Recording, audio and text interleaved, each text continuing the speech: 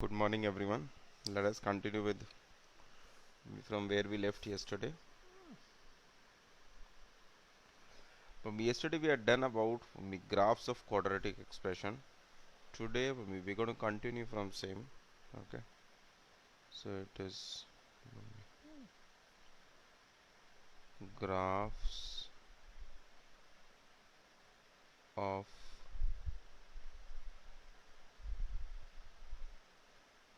quadratic expression.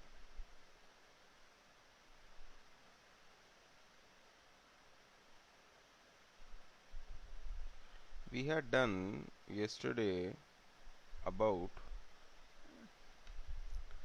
cases where d was greater than 0. If you remember, we had done d greater than 0. My first case, and in that a case was a is greater than 0. The graph of the expression was like this.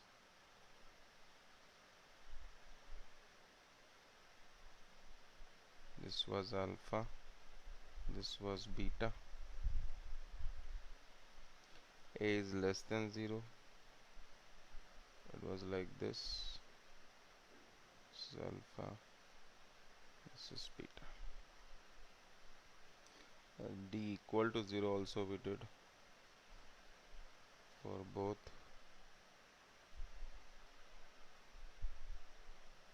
This is a greater than 0.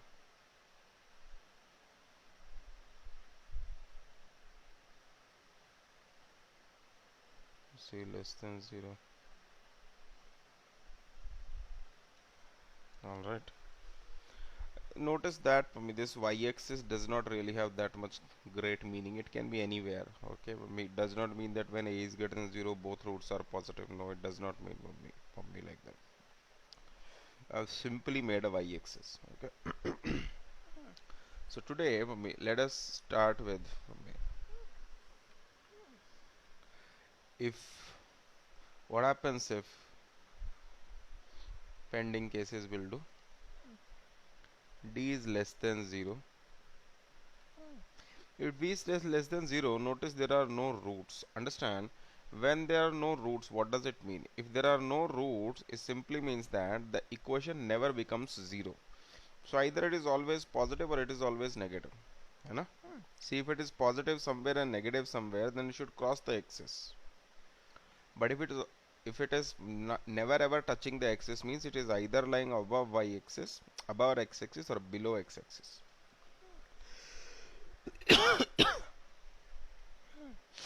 If d is less than 0, the quadratic expression ax square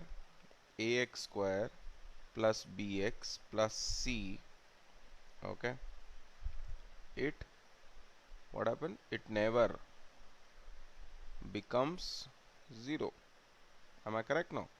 It never becomes 0. If it becomes 0 means what? There is a root. Moment you get a root, you will get d value equal to 0. So those cases are this: either always positive or always negative. Understand? This is for a is greater than 0. Notice that when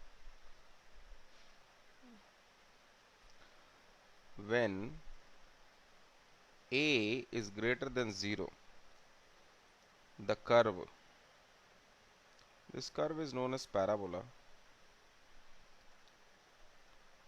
Okay, this curve is known as parabola. The curve is opening upward. You understand? It opens upward. I'm not saying it is positive. When a is greater than 0, the curve is upward. If a is less than 0, curve is downward.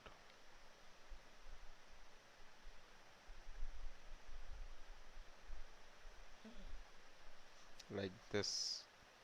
Here it is like this, upward. This is a greater than 0. This is a less than 0.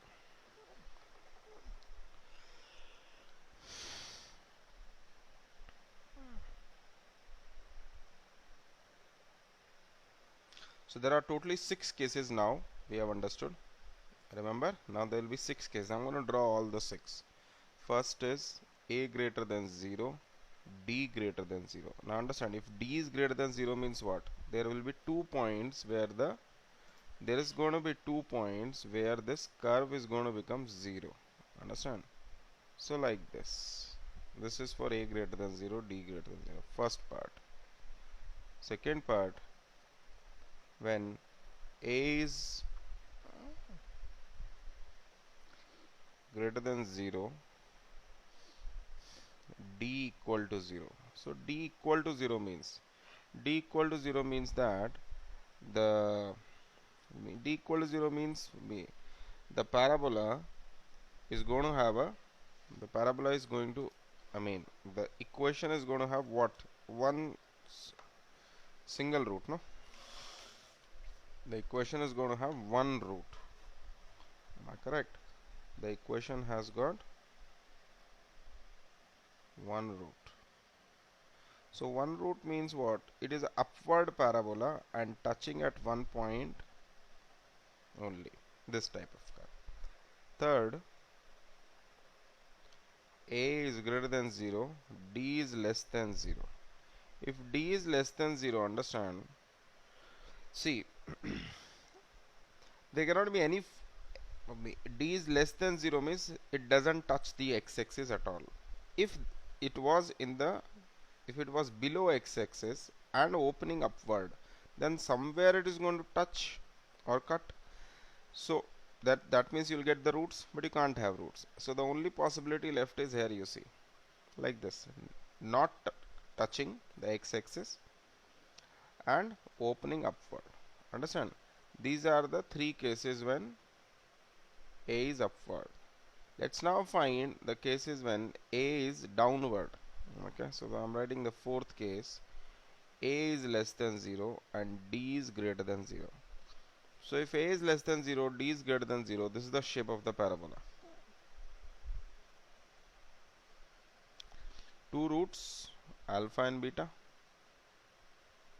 Here also 2 roots, alpha and beta. Here both the roots merge, alpha equal to beta. Okay, and concave downward. Now 5th, a is less than 0 and d value is equal to 0. So what happens in this case? It's touching like this, and there you got alpha equal to beta. Clear? And then finally 6th, a is less than 0, d is less than 0. So for this should not be like this. Try and write linear like this. Okay, so well, not really that good, because it should be clearly seen that it is not touching. Okay, so here what happens? Here there are no roots, beta. No roots. Why there are no roots? Because d is less than 0. Similarly here, no roots. So these are the 6 cases for the quadratic expression ax square plus bx plus c. Okay.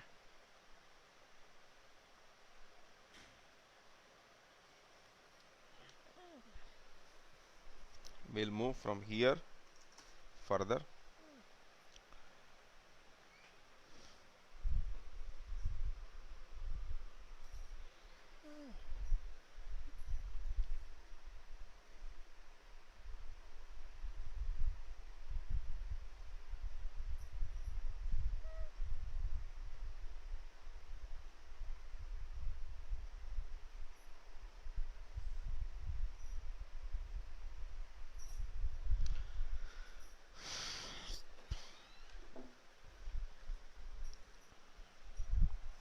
Let us say some equation is given to me. Let's take any arbitrary equation. Let's take x square minus 6x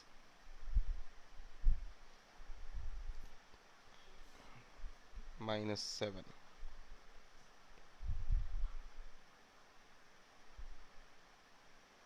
And it says find the values of x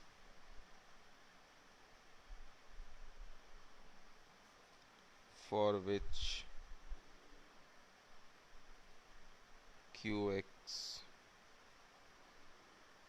is positive. So Qx is positive. We are going to find values of x for which Qx is positive. Now understand. Let's look at our quadratic expression. Our quadratic expression is x square minus 6x minus 7. Okay. Our quadratic expression is x square minus 6x minus 7. What is the way to find out the signs? First of all, let us find a. What is your a? A equal to 1. You see, a is 1. So clearly, it's greater than 0. One job is over. Let's find the discriminant delta. B square 36 6 square b square. Actually, it is minus 6 square to be precise. Okay, minus 4 into a is 1 and c is minus 7. So you can see it is positive. This is 36. Clear. And then this is 28. Clear. So it is greater than 0. We don't need to really find what it is. So the graph of this parabola will be what? Like this. Graph this equation is like this. These are the two roots. Okay. You know, actually this is just the midpoint of the root. This is simply the midpoint of the root x. So at the midpoint of the root, the curve is either maximum or minimum, depending upon it is upward or downward. So I put over here for me alpha plus beta, although is it of no great value to me. So we have to find where it is positive. So where is it positive? It's positive here and it is positive here. Okay, it's negative in between the roots. So I just need to find the two roots. So what are the two roots of this equation? What are the roots of this equation? Let us find the roots of this equation. Roots of the equation is minus b, that is 6, plus minus under root b square 36, b square minus 4c, and also that is 36 plus 28, divided by 2a. So 2 into 1. Clear? So that means 6 plus minus under root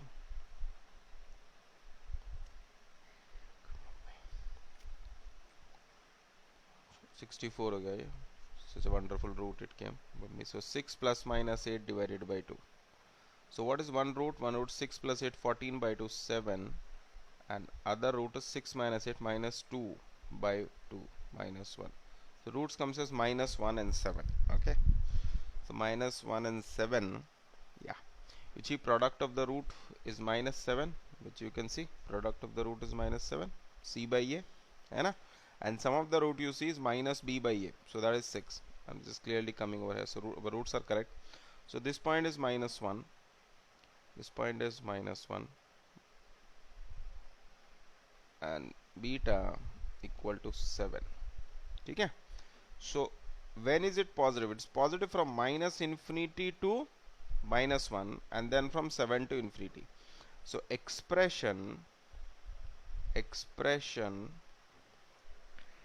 is positive from minus infinity to minus 1.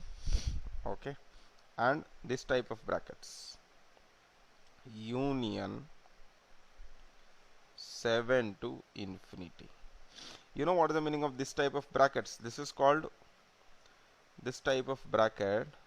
There are 4 brackets. Okay, I will tell you that in the just the next lecture. Okay. So everybody understands. Notice that we are interested here only in this range. Understand? In this range. We are not interested in minus 1. We are not interested in 7. Means he says when is the quadratic expression positive. So at minus 1 and at 7 it is not positive, it is 0. Clear? So when is it positive? From minus infinity, you see, from minus infinity to minus 1, right? Not at minus 1, not at minus infinity, in between these two. So this term is written like this, minus infinity to minus 1. This is the way to write it. Means neither minus infinity and nor minus 1 is included. But we also write it in this. These are both cases of open intervals. Okay, we call this what? We call this open interval. You should remember it. Okay, it will come many number of times. This concept is going to be repeated. So I hope everybody is clear with this. Okay, this is for me for the quadratic expressions which are given in NCERT. Okay, only this much theory is given.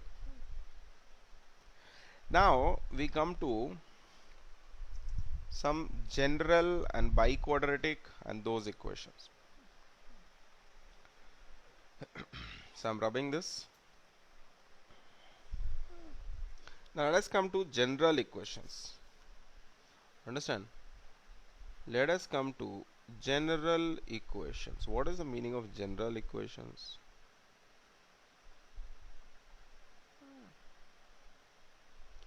We had studied till now about quadratic, means second degree.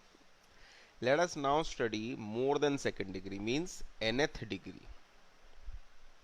You understand? Nth degree equations.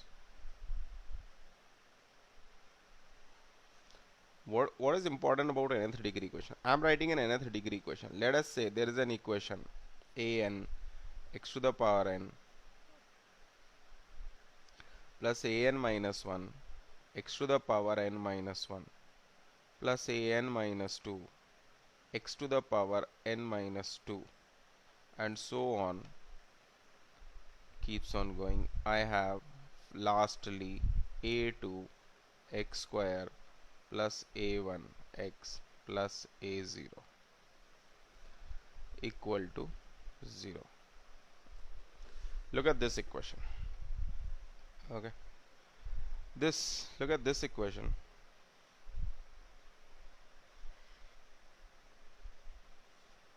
This degree, let's find the degree of this equation.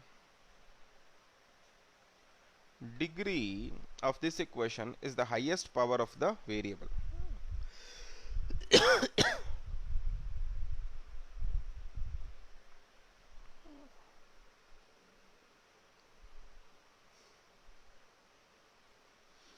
Is the highest power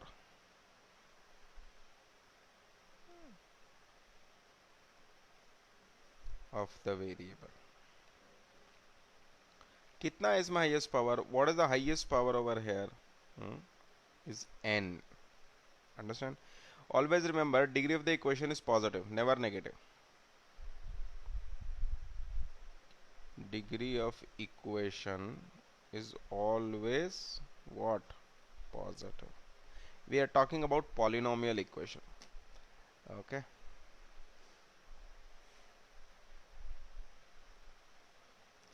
So you have studied polynomial in your 9th class. So the degree over here means the highest power of x. There is only one variable here, x. The highest power of that is x. Then after that you got x minus 1, x minus 2 and so on. It ends at x to the power 0. You see, this is x to the power 0.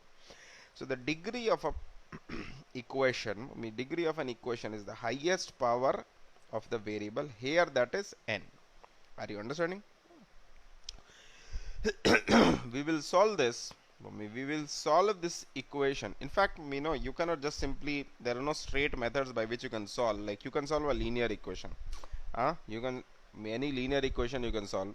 You can solve a quadratic equation, but you can't solve like this a third degree equation. I'm giving an example of a third degree equation. Let's say there is a equation 3x cube plus 4x square plus 5x plus 6 equal to 0. Let's look at this equation. So you see, the degree of this equation is 3. Understand? We call it cubic equation.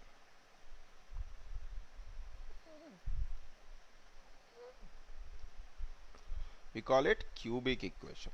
Okay.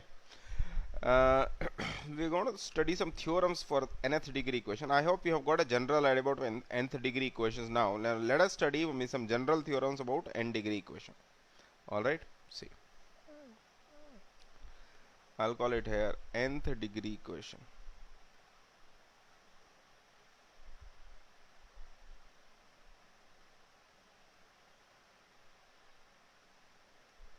First, let's write the nth degree equation. An x to the power n, an minus 1 x to the power n minus 1 plus so on, plus a2 x square plus a1 x plus a0. This is